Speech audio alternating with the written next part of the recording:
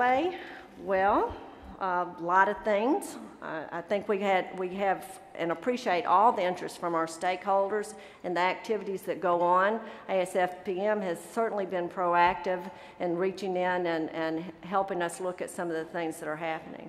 And some of these are no surprise. We're going to hear a lot about them during the week, so I'm not going to go into big detail, but we know the Water Resources and Development Act and the relook at the principles and guidelines and principles and standards, or it's really going to have a big effect on how we build in the water projects. And if you'll think about it, one of the major premise or change to the P&G is that they're going to have to put environmental and economic benefits on the same level. And by the way, risk and safety are number one. So that is the lenses I've asked you to look at when you're looking at your floodplain and your watershed. So it's not sideways to that. How it's going to affect some of our programs, I don't know yet. The Corps maybe has a better idea of how it's going to affect their programs, but as far as the other federal agencies, it's not real clear. But I do know that it's the right idea, so we need to think about that. The executive order on floodplain management, very foresightful document, I think, when it came out.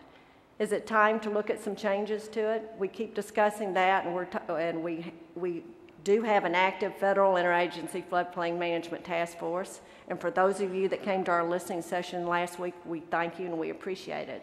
And we're moving forward with some actions and an implementation plan on that. And it may, in all likelihood, look at the EO, right? So those are things you know. I'm not going to go into NFIP reform because there's going to be more on that in a minute. But what about some of the other things that are kind of on the peripheral that aren't just floodplain policies or water policies? There's some disaster activities that are going on too. There's some revisions to Homeland Security Presidential Directive on National Preparedness that specifically now, the last version I saw, unofficially, had mitigation spelled out as an important thing to be looking at in preparedness.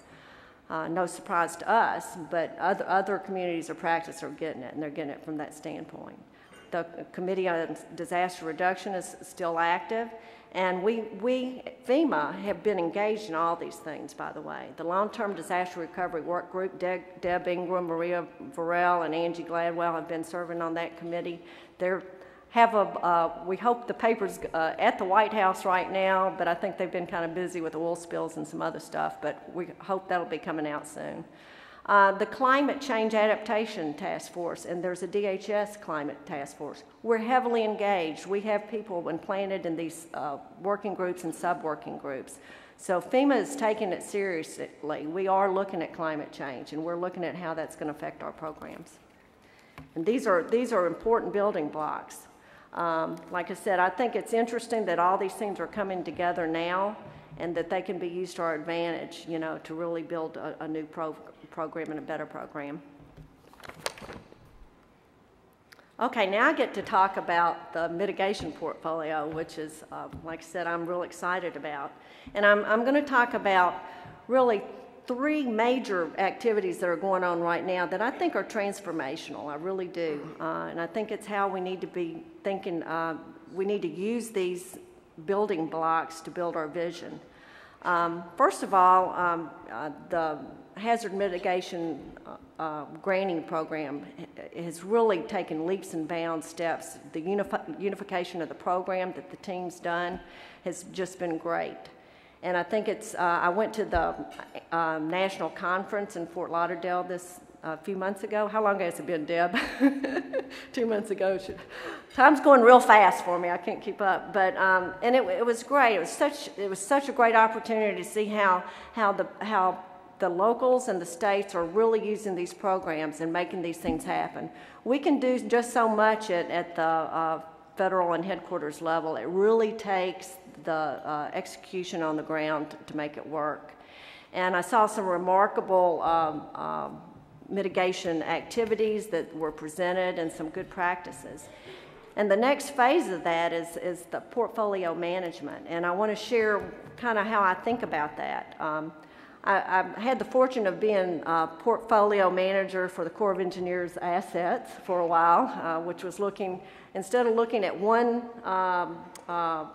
thing at a time, you're really looking at the whole bucket and how you organize and balance those things.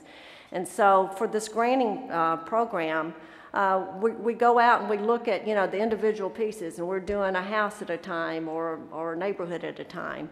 But portfolio management means looking at the whole watershed and how we can develop a vision for that. And I think back, and I think of it when I was a child, my grandmother and my aunts used to quilt. My mother and I liked to sew. We didn't like to quilt. But anything we sewed, we kept the scraps. And the scraps were used, and this was back, my parents were Depression babies, so recycle, reuse, reduce weren't just cool, it was a way of life, that's what you had to do to survive. And so every scrap was used, and it took real artisans. These women were really artisans. They took these scraps of fabrics, and they had a vision for what it was going to look like. And they built these masterpieces that reflected what they wanted the product to look like. It was artwork. And so I have a quilt up here. So I want you to think of yourself as the quilt makers and that you're the artisans.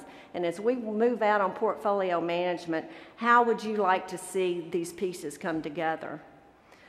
The second thing that's going on is NFIP reform. And I'm not going to steal Mike Grimm's thunder because he has a session this afternoon, and I invite you all to be there. I think it's exciting. We had a listening session last fall, but that's not the first time we've heard from our stakeholders and people that are interested in the program. And we've been collecting information for a long time, and we think it's time to look at the whole package. And so we've dedicated a team in FEMA to pull this all together and look holistically at the program. And again, I'm not talking incremental things here. I think these are transformational concepts that we're going to move forward. Enough said there. I'm going to tickle your interest enough. I hope you go to the session this afternoon. Okay, just the third thing is risk map. And when I came from outside the agency looking in, I guess this was as an engineer and geeky engineer and that sort of thing, this really tickled my interest. And so when I got in here, I told Doug Bellamo and his team, I said, I've got good news and bad news. The good news is I'm really interested in this. I said, the bad news is I'm really interested in this. So I look at this as a transformational product too, and we're going to lay the foundation here. We have a national program that's going to lay down this map, and we're going to do the things we've been asked to do with the funds we're appropriated. But I look at it like Apple unrolling the iPad. You have to come up with the apps, okay? This is your challenge. This is an interagency, this is a community, this is a regional challenge. You can build on this product, because you're going to be what makes this product good. We need to use it for risk communication. We need to use it for the science. We need your help looking at this product. And so Greg's telling me I have to wrap up, and I'm at the last slide. And so I guess I would say there's other ways to say this. I had the good fortune of working for the Mississippi Valley Division after Hurricane Katrina as the chief of engineers, while most people were down working the New Orleans, working in New Orleans, helping clean up. But General Creer often quoted General Honore, and he would say, if you keep doing things the way you have been, you'll keep getting what you got. And I guess you could pile on that you're just stuck on stupid, but I think Einstein was a lot more eloquent in that regards and says it a lot better. So the time to change is now. I do believe the moon and the stars are aligning. I think these building blocks are ready to start knitting together. And I think we can start putting the pieces of these policies together. And you are the quilt master, so help us do it and help us make this successful. Thank you very much.